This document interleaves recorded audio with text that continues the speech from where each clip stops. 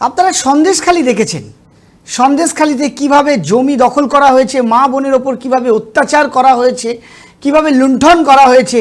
কিন্তু আমরা বারবার বলেছি যে সন্দেশখালী নয়, সন্দেশখালীর মতো আরও অনেক জায়গা রয়েছে যেখানে এরকমভাবে জায়গা লুট করা হচ্ছে, গ্রামবাসীদের ওপর অত্যাচার করা হচ্ছে। আমরা সেই ভিডিও আজকে আপনাদেরকে দেখাবো। আমরা দেখাবো যে ক্যালকাটা লেদার কমপ্লেক্স সংলগ্ন এলাকায় বিস্তীর্ণ জায়গা, সেখানকার তৃণমূলের বিধায়ক এবং তার সাকিরা মিলে কিভাবে সেখানকার জায়গা লুট করছে গ্রামবাসীদের, এবং গ্রামবাসীদের বোকা বানিয়ে তাদেরকে উচ্ছেদ করার চেষ্টা চালাচ্ছে। দীর্ঘদিন ধরে এই ঘটনা ঘটছে, কিন্তু নিরীহ গ্রামবাসীরা কোনো সাপোর্ট পাচ্ছে না। পুলিশ প্রশাসন এখানে নীরব। এখানে তৃণমূলের নেতারা এবং তাদের সাকিরা যেভাবে তাদেরকে ভয় দেখাচ্ছে, তাদেরকে হুমকি দিচ্ছে, অত্যাচার করছে, তার ফলে তারা একেবারে নিস্তব্ধ হয়ে রয়েছে। তাদেরকে এইভাবে দীর্ঘদিন ধরে টর্চার করা হচ্ছে। আপনারা দেখছেন সেই ছবি আপনাদের দেখাচ্ছি। এটা হচ্ছে ক্যালকাটা লেদার কমপ্লেক্স সংলগ্ন এলাকা, এবং এই এলাকার মধ্যে এখানকার বিধায়ক রয়েছে শওকত মোল্লা, এবং শওকত মোল্লার সাথে সাথে তার সাকিররা রয়েছে। তার নাম সবার আগে উঠে আসছে, সেটা হচ্ছে রাকেশ রায় চৌধুরী। তার সাথে রয়েছে শাহজাহান মোল্লা, উত্তম মণ্ডল।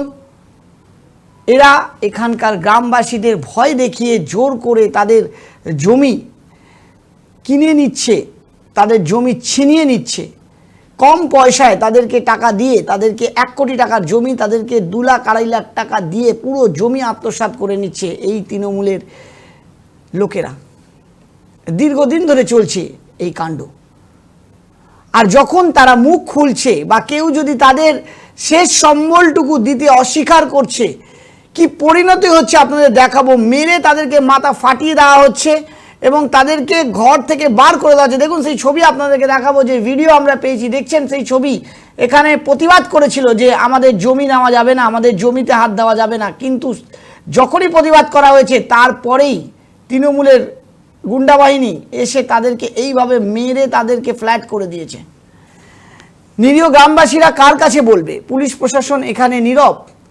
এখানে প্রশাসন যা বলছে পুলিশ তাই করছে। এখানে আমরা গ্রামবাসীদের সাথে কথা বলেছিলাম, আপনাদের সেই গ্রামবাসীরা কি বলছেন শুনুন। দেখুন আপনাদেরকে আমরা দেখাবো।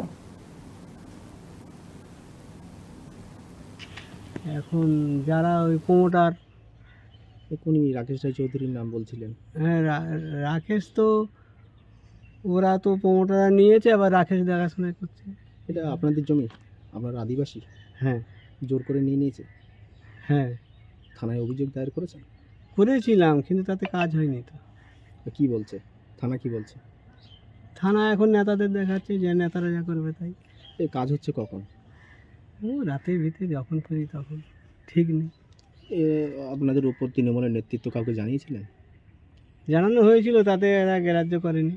মানে জমিটুকুই তো, এইটুকুই তো সম্বল জমি, ছেড়ে চলে গেছে। কতটা মোটামুটি আতঙ্কের মধ্যে রয়েছেন বা আপনার সমস্যার মধ্যে রয়েছেন?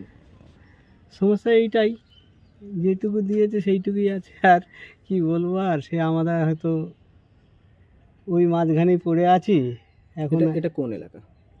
এটা তারদা মৌজা। তারদা মৌজা। আপনাদের সব পৈতৃক সম্পত্তি না ওয়েটল্যান্ডের জমি? আপনারা পাট্টা নিয়ে করি, চাষবাস করতেন? পাট্টা নিয়ে।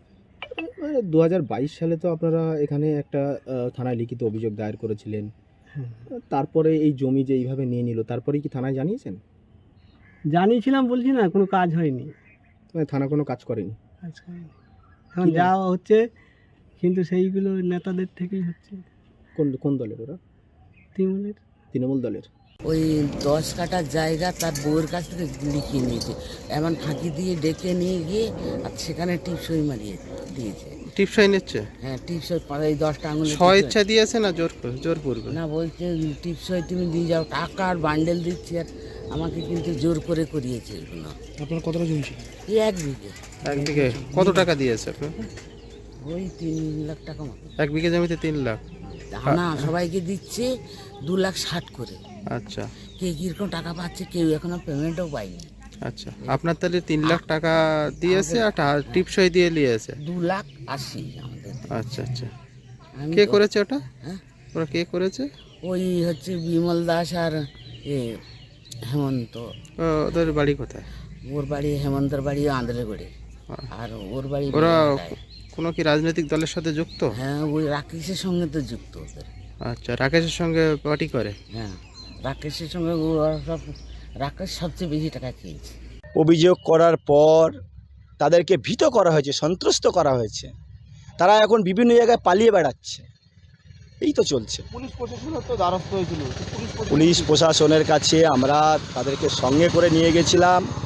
ওনারা আমাদেরকে কথা দিয়েছিলেন যে যথাযথভাবে দেখবেন, এবং সেই সময়ে ওনারা খানিকটা সেভ করেছিলেন, কিন্তু পরবর্তী সময়ে যা হয় তাই হচ্ছে, আবার ঢিলেমি চলছে। কার নেতৃত্বে এই কনস্ট্রাকশন হচ্ছে? এই তো মাথার উপরে বসে আছেন ক্যানিং পূর্বের বিধায়ক শওকত সাহেব, আর তার আলাপালা এখানে আছেন তারদা অঞ্চলে প্রধানের স্বামী টামি সব ইত্যাদি সব আছেন। হ্যাঁ, রাকেশ রায়চৌধুরী কী সব নামটাম আছে অত তো জানি না। তো ওয়েটল্যান্ডের জায়গা, আপনারা কি প্রশাসনের দ্বারস্থ হয়েছেন? ওয়েটল্যান্ডের জায়গা প্রশাসনের দ্বারস্থ তো আমরা বারবার হয়েছি। দেখুন না, বাসন্তী হাইওয়ে একেবারে সায়েন্স সিটি থেকে আর আপনার এই ভোজেরহাট পর্যন্ত এই বিভিন্ন জায়গায় কনস্ট্রাকশন হচ্ছে। এ তো হচ্ছে, তো আমরা বারবার দ্বারস্থ হচ্ছি, খানিকটা আটকানে যাচ্ছে। দেখলেন তো গ্রামবাসীদের কি বক্তব্য। যখন গ্রামবাসীরা এর প্রতিবাদ করতে যাচ্ছে, তাদেরকে মেরে, তাদেরকে বিভিন্ন কেসে তাদেরকে ফাঁসিয়ে দেওয়া হচ্ছে। অতএব তাদের শেষ সম্বলটুকু, তাদের যে জমি, সেই জমি কিন্তু তাদেরকে জোর করে নিয়ে নেওয়া হচ্ছে, না হলে কম পয়সায় তাদের কাছ থেকে জোর করে টিপসই দিয়ে দেওয়া হচ্ছে। তারা যদি বাধা দেয় তাহলে তাদেরকে বিভিন্ন রকমভাবে তাদের উপরে অত্যাচার করা হচ্ছে। এই নিয়ে আমরা ক্যানিং পূর্বের বিধায়ক শওকত মোল্লার সাথে কথা বলার চেষ্টা করেছিলাম। তিনি তো অন্য কথাই বলছেন, শুনুন কি বলছেন। সামাজিক কারণে এই বিষয়টা নিয়ে যে রাজনৈতিক ফায়দা যারা তুলতে চাইছে, তাদেরকে আমরা তীব্র নিন্দা করছি, তীব্র ধিক্কার জানাচ্ছি। আমি আশা করব নিশ্চিতভাবে যে এই ধরনের মিথ্যা কথা বলে কোনো প্রভাকাণ্ডা না তৈরি করার জন্য আমি বিজেপি নেতৃত্বকে তাদেরকে বলবো যে এই ধরনের নোংরামি এটা নিয়ে নানা রাজনীতিটা যেন করা হয়। শুনলেন তো শওকত মোল্লা কি বলছেন, যে এইরকম বিষয় নিয়ে যেন তারা নোংরামো না করে, কেউ রাজনীতি না করে। যাদের জমি চলে যাচ্ছে, যাদের সর্বসর্বা হারিয়ে যাচ্ছে, তারা যদি তাদের অভিযোগ দায়ের করতে যায়, সেটা তাদের কাছে নোংরামো হয়ে যায়, সেটা তাদের কাছে বিরোধীদের একটা প্রচারের মাধ্যম হয়ে যায়। কিন্তু আজকে যে গ্রামবাসীদের আপনাদেরকে দেখালাম, আজকে যে জমিগুলো আপনাদের দেখাচ্ছি, আমরা গিয়ে গ্রাউন্ড জিরো থেকে রিপোর্ট করে সেই রিপোর্ট আপনাদেরকে আমরা দেখাচ্ছি, এই মানুষগুলোর কি কথার কোনো দাম নেই? এই মানুষগুলোর জীবনের কোনো দাম নেই? কারণ এখানের বিধায়ক শওকত মোল্লা তিনি বলে দিচ্ছেন যে তিনি যেভাবে চালাচ্ছেন সেভাবে চালাতে হবে, যত টাকা দিচ্ছেন তত টাকা নিয়ে নিতে হবে, তা না হলে মুখ বুজে সহ্য করতে হবে। এমনটা দীর্ঘদিন ধরে চলে আসছে। সন্দেশখালীতে শেখ শাহজাহানকে দেখেছিলাম, এখানে আমরা দেখছি শওকত মোল্লাজিকে দেখছি, তার সাথে রয়েছে এখানে রাকেশ রায়চৌধুরী, শাহজাহান মোল্লা, উত্তম মণ্ডল। আজকে এই ব্যক্তিগুলো এই অসহায় গ্রামবাসীদের ওপরে এইভাবে অত্যাচার চালিয়ে তাদের কাছ থেকে সব কিছু নিয়ে নিচ্ছে। যেহেতু তারা কিছু বলতে পারবে না, পুলিশ প্রশাসনও এই শাসক দলের পক্ষে রয়েছে, যার ফলে গরিব গ্রামবাসী যাবে তো কোথায় যাবে? এখানে লেদার কমপ্লেক্সে শিল্প গড়ে উঠেছে, সেই শিল্পপতি মালিকদের এই সিন্ডিকেট রাজ শাহজাহান মোল্লা ধমকাচ্ছে। তাদেরকে এখানে ব্যবসা করতে হলে তাদেরকে নিয়ে ব্যবসা করতে হবে, তারা যেভাবে চালাচ্ছে সেভাবে চালাতে হবে। কারণ প্রশাসন তাদের সাথে রয়েছে, এমএলএ বিধায়ক তাদের সাথে রয়েছে, তাই তারা যেভাবে বলবে সেভাবে চলতে হবে। যারা ব্যবসা করছে, যারা টাকা ইনভেস্ট করেছে, তারা এখানে তাদের মতামত রাখতে পারবে না, তারা এখানে ব্যবসা করতে পারবে না। তাহলে এই রাজ্যে ব্যবসা কিভাবে গড়ে উঠবে? আমরা একটা ছোট্ট অডিও ক্লিপ আপনাদেরকে শোনাবো, যে শাহজাহান মোল্লা সেখানকার তৃণমূলের সভাপতি, তিনি কিভাবে ধমকাচ্ছেন মালিক পক্ষকে যে এখানে ব্যবসা করতে হলে তাদের সিন্ডিকেটের লোকেদেরকে নিয়ে কাজ করতে হবে, তা না হলে এখানে ব্যবসা করা যাবে না।